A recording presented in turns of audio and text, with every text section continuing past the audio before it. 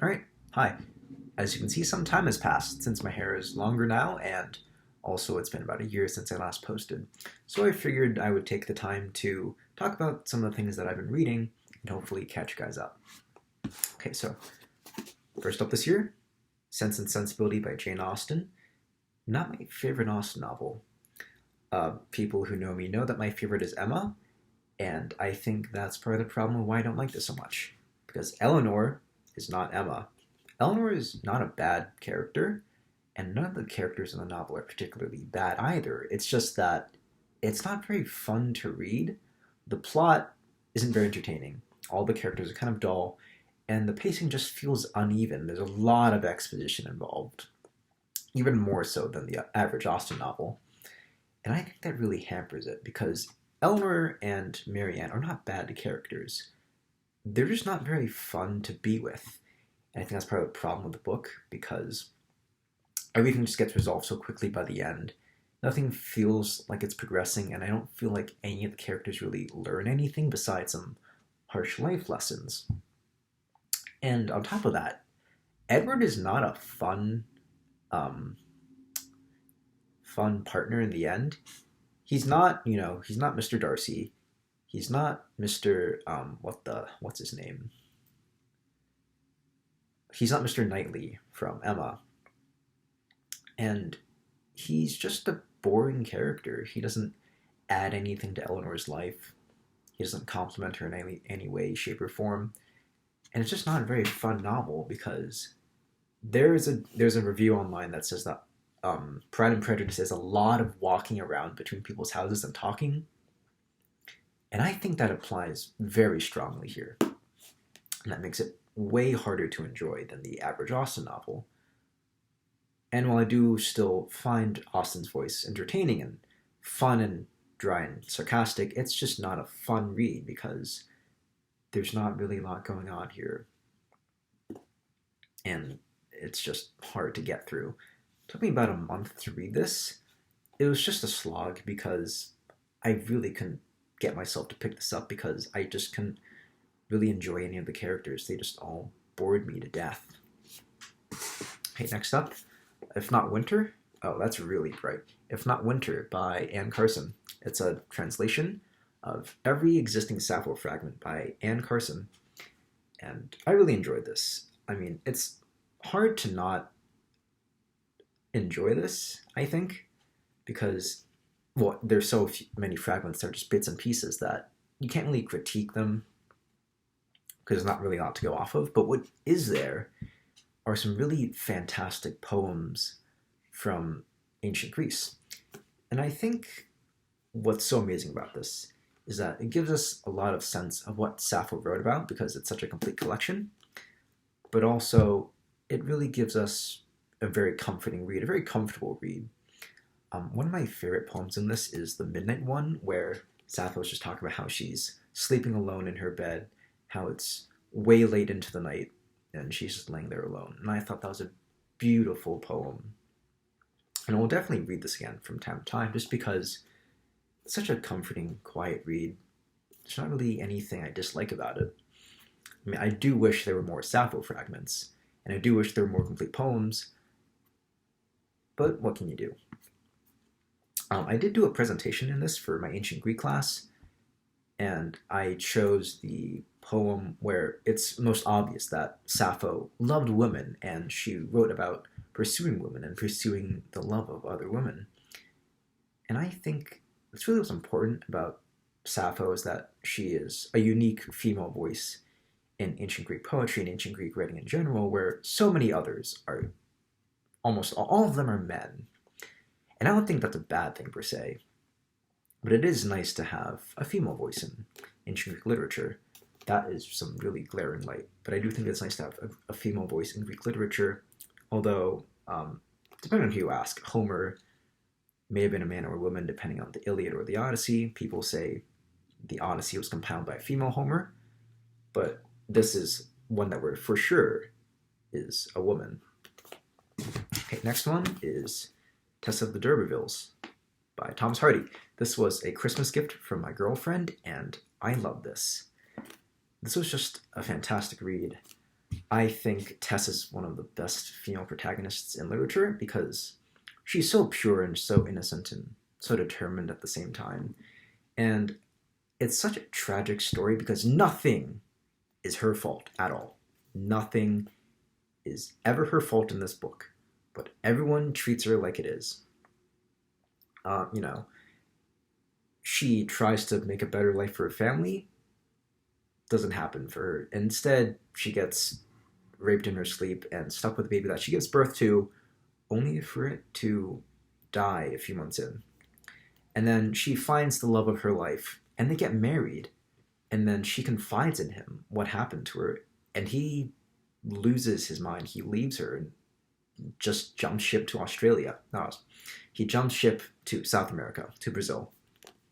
And it's so heartbreaking that we have such a pure female character, such a pure character who does nothing wrong at all, but she is trapped and victimized by the society she's in, and she's treated as the villain of her own story, which she is clearly not. It's the effects of society, the social consequences of things that aren't her fault at all, but people still treat her like she did all those things, like it's her fault for suffering all the horrible things that happened to her. And I think it's just such a good incisive read into Victorian society and even modern society today, where we still tend to treat women like victims or like the perpetrators in their own story, even if that's not the case. And I thought this was a fantastic read. I burned through it in a couple weeks, which is kind of fast for me.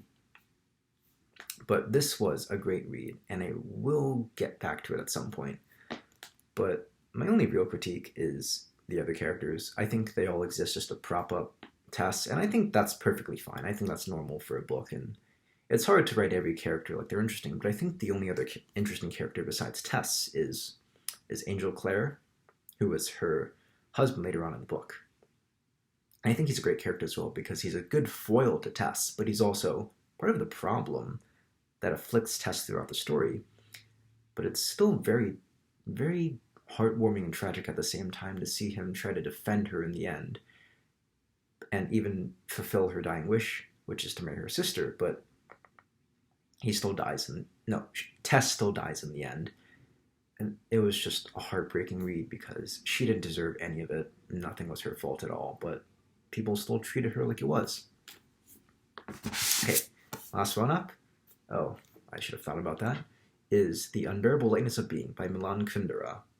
I am probably mispronouncing that, but this was a fantastic read. It was a gift for my sister for my birthday, and I couldn't get enough of it. I burned through this in a week, which is really fast for me. But I thought it was a great read. I thought it was a great look into 60s Czechoslovakia during the Prague Spring, and I was hooked on the premise of the book and the plot, and every character in it just oozes with life and charisma and charm, even though none of them are particularly great people by any standards. Tomas cheats on Teresa constantly. That's a big part of the book, and I just couldn't get enough of it. It was just an amazing read, and I thought it was just magnetic. I couldn't get enough of the plot trying to philosophize life, trying to explain that we go through life knowing that we probably won't ever live it again, how we probably cannot experience the same thing ever again. And we're trapped by that knowledge that experience is ephemeral and things will never be the same, and they never can be the same, and they never will be the same. And I think what makes this book so great is the characters and the non-linear plot structure. It jumps around times, and it also changes perspective throughout its parts. And I think that's part of what makes it so great. And one thing that I found kind of interesting is that earlier in the book, you find out that Tomas and Teresa are dead, but the last section of the book is kind of like an afterlife scene. It's hazy, it's kind of dreamy, it's almost idyllic. And they bury their dog, Karenin, who's named after the husband of Anna Karenina, and they bury him in the end, and then they go to a party, or they go dancing, and then just go to their hotel room. And the music quietly comes up from the instruments below in the ballroom below, and they just go to bed. And it just feels like a calming death scene. And I mean, it was just amazing to get through. I just couldn't get enough of it. I'm almost at a loss of words to talk about this. It was such an amazingly perfect book.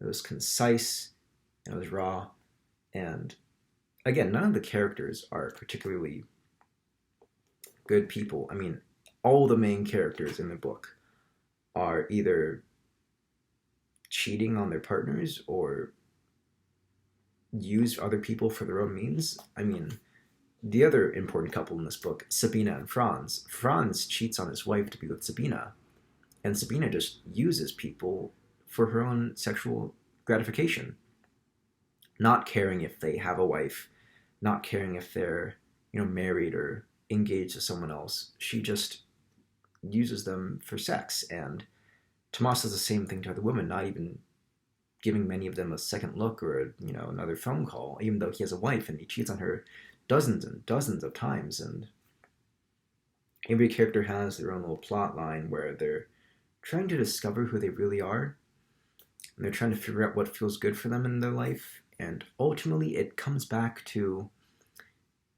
each other, to themselves. Tomas and Teresa find happiness in each other. Franz finds happiness with himself, trying to find a cause worth living and dying for. But Sabina ends up alone in America because I guess she couldn't find anything. She was weighed down by the unbearableness of being, I guess. But it was an amazing book, and I'll definitely try to read it again. I'll try to read more by Kundera as well. I mean, I thought this was an amazing book, even in translation. I thought he had an amazing voice and a really good eye for seemingly mundane moments that can be made dramatic, or even just dramatic moments that become mundane or significant as well. Like there's one scene where Teresa does cheat on her husband, Tomas, but she feels utterly sick about it. Meanwhile, Tomas is out doing whatever he does. He used to be a doctor, now he's just a window cleaner, maybe cheating on his wife again. He almost gets off scot-free in the book, but he still comes back to Teresa because he realizes that he does love her. And Teresa realizes that she does love Tomas, even though she can't get past the fact that he constantly cheats on her.